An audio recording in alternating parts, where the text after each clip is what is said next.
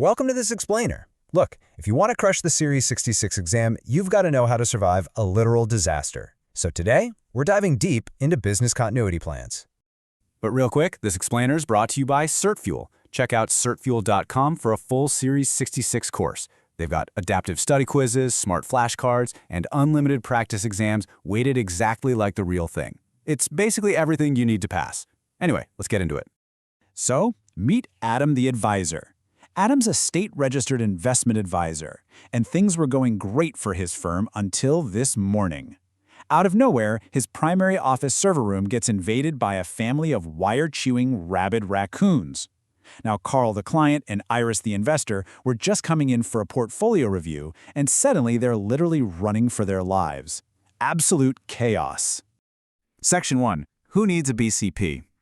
So, how does Adam legally survive this furry apocalypse without losing his license? Well, under the NASAA Model Rule on business continuity and succession planning, Adam is strictly required to establish, implement, and maintain a written business continuity plan. Regulators fully expect you to plan for disruptions in advance. I mean, it could be a natural disaster, a cyber attack, or, an actual army of rabid raccoons. You gotta have a plan in writing. Now pay attention, because this is a massive exam trap. Let's compare these two.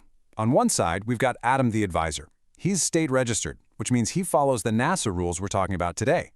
But on the other side, that's Wall Street Willie. Willie is a federal covered advisor, so he follows SEC requirements instead. The test is absolutely going to try to trick you by applying NASAA rules to federal covered advisors. Do not fall for it. Keep those two entirely separate in your head. Now, Adam's plan doesn't have to be some insane 1,000-page document identical to a massive global bank's. The rule says it just needs to be based on the specific facts and circumstances of his firm. That means considering the size of the firm, the specific types of services he's providing to folks like Carl and Iris, and his number of office locations. Make sense? The plan scales to the business. Section 2. Anatomy of a disaster plan. We know Adam needs a plan, but the raccoons just ate the main Wi-Fi router. So what exactly must this plan address? First, office relocation. If the primary site is compromised, Adam needs a backup physical or remote location to work from. Second, protection and recovery of books and records.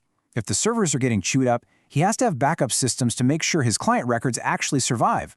And third, client notification. He's got to have a protocol for timely material disruption notifications so he can let Iris and Carl know what on earth is going on. Okay, I want you to pause the explainer for a second and really think about this.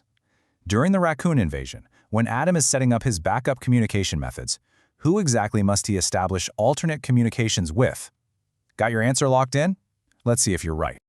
Boom, exam trap alert. The answer is clients, employees, and regulators. Seriously, the test will try so hard to bait you into saying clients only. But your alternate communications plan has to include backup methods to reach state regulators too. If Adam's phone lines go down, the state still needs a way to contact him. And obviously, he needs a way to coordinate with his own team. Section 3. Succession planning. All right, here's a wild hypothetical. What if a rabid raccoon actually bites Adam and he becomes unexpectedly incapacitated? Pause the explainer again. Is planning for a successor just an optional best practice for Adam? Like, is it just a nice to have? Think it over. Absolutely not. Huge exam trap here. The answer is no. Succession planning is not some optional add-on. It is a strictly mandatory required element of your business continuity plan under NASAA rules. Please, do not let the exam trick you into thinking succession planning is just a friendly recommendation. It's a hard requirement. So what's actually inside this mandatory succession plan? Well, it has to address three main things. First, who exactly takes over the advisory business? Second, client relationship continuity.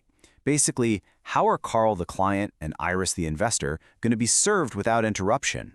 And third, regulatory obligations. How is the firm going to ensure ongoing compliance and keep the regulators happy while Adam is, recovering from raccoon bites? Section 4. Maintenance and updates. Listen, you can't just scribble a disaster plan on a stained coffee shop napkin 5 years ago and call it a day. The big number you need to remember here is 1. Your BCP must be reviewed and updated at least 1 time a year, annually. This yearly checkup ensures the plan actually reflects any recent changes in your business model, your personnel, technology upgrades, or new regulatory requirements. Annually, lock that word in your brain for test day. And watch out for another exam trap right here. The test absolutely loves to throw a scenario at you where an advisor relies on a verbal plan, or maybe they haven't updated their written plan in like 3 years. Guys, both of those are strict regulatory violations. The plan has to be in writing, it has to be updated at least annually, and it must be tested periodically to make sure it actually works when the disaster strikes. Section 5, Rapid Fire Recap. All right, let's lock in these crucial test points with a rapid-fire recap so you are totally bulletproof for the exam. Recap number 1. The NASAA Model Rule on business continuity applies strictly to state-registered advisors only. Remember our comparison earlier? Keep Adam the advisor and Wall Street Willie completely separate. Recap number 2. Your alternate communications plan must include regulators. It's not just for telling Carl and Iris the office is closed. You got to have backup channels for clients, employees, and the state regulators. Recap number 3. Succession planning is mandatory. It's not optional. If the principal of the firm dies or gets incapacitated, handing off the torch is a required, non-negotiable part of the overall plan. And finally, recap number 4. The plan must be in writing and reviewed at least annually. Verbal plans? Totally useless. Stale plans? That's a fast track to a violation. So, I'll leave you with this final, slightly terrifying thought to chew on. Does your firm actually have a written, annually updated BCP? Or are you just one raccoon invasion away from losing everything to a regulatory violation? Thanks for watching this explainer. Keep studying hard and go ace that exam.